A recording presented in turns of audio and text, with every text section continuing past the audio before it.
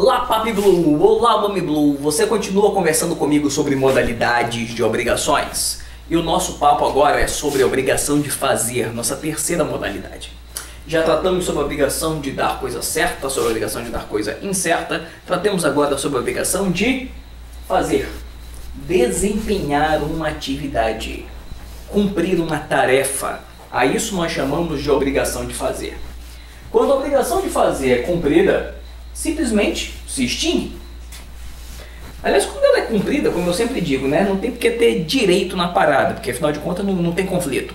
O problema ocorre aqui, quando ela é descumprida.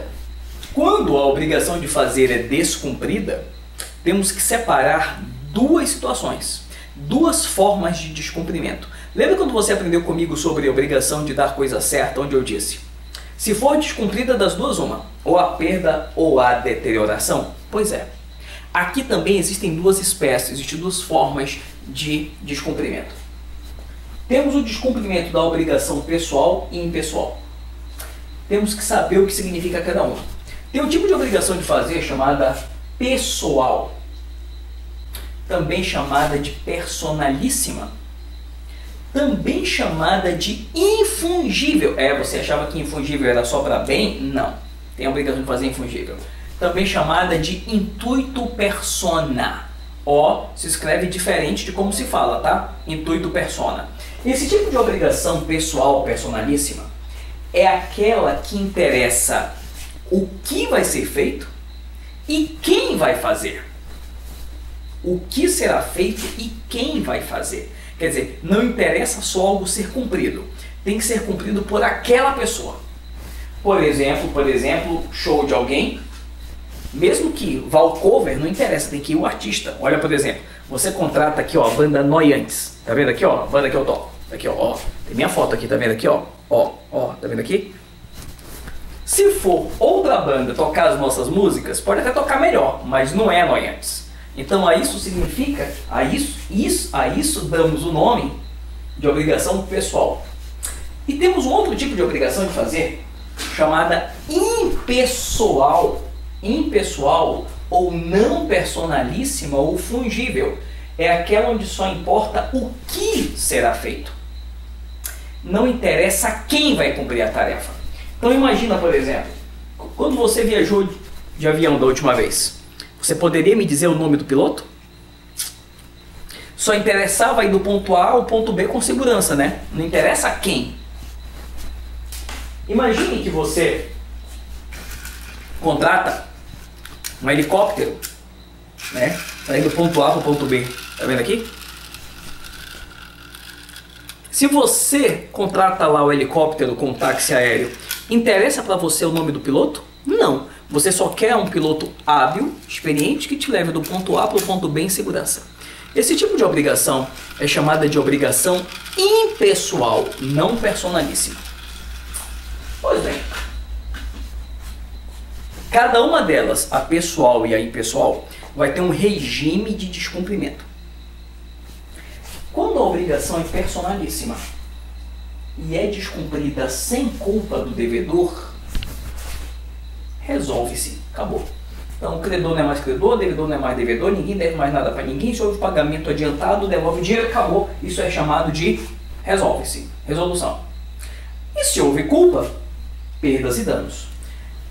Quando nós tivermos o nosso curso de processo civil, você vai aprender comigo que existe algo chamado multa diária, que não está previsto aqui no Código Civil, mas é uma forma chamada de execução indireta, multa diária, para forçar alguém a fazer alguma coisa, mas no Código Civil não está previsto. Aliás, o Código Civil, quando trata sobre isso, começa lá no 247 ao 249.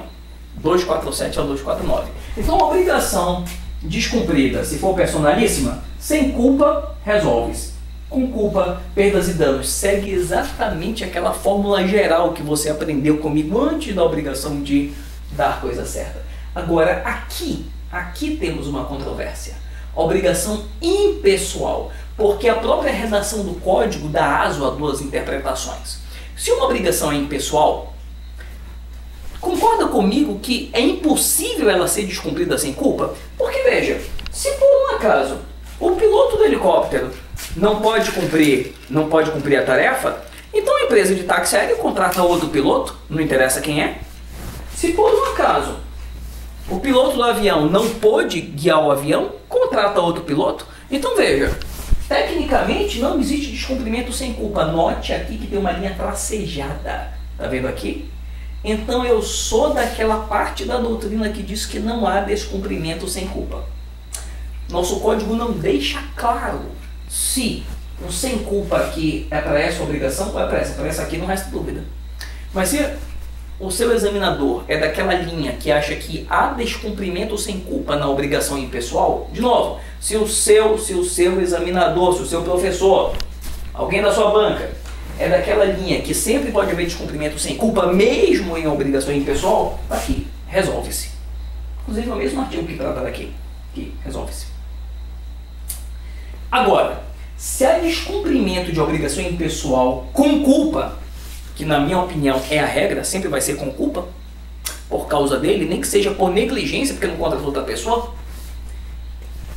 credor contrata outra pessoa para fazer às custas do devedor, e o devedor ressarce com perdas e danos. De novo, credor contrata outra pessoa para cumprir, e o devedor ressarce com perdas e danos. Então imagine que João vai lá no hospital do seu plano de saúde e o plano de saúde diz: estamos em greve, não vamos atender.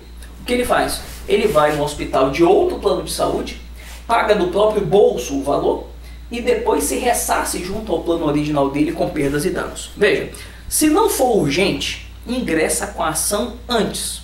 Deposita o dinheiro, juiz expede edital, alguém é chamado para fazer, alguém se apresenta para fazer e faz. Mas se for imediato, se for urgente, então aí vai ter que pagar do próprio bolso mesmo. E aí cobra com perdas e danos do devedor. Então outro cumpre as custas do devedor, e eu não coloquei aqui. E o devedor ressarce com perdas e danos. Pronto, então esse esquema aqui é, olha, alguém apareceu aqui comigo e quer. Ó, Fanildo, pronto, Fanildo. Tá vendo aqui? Pronto, tá aqui, ó. Deixa em paz, tá? Então, olha só.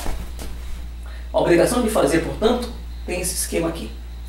No próximo programa, na próxima aula, você conversa comigo sobre a obrigação de não fazer.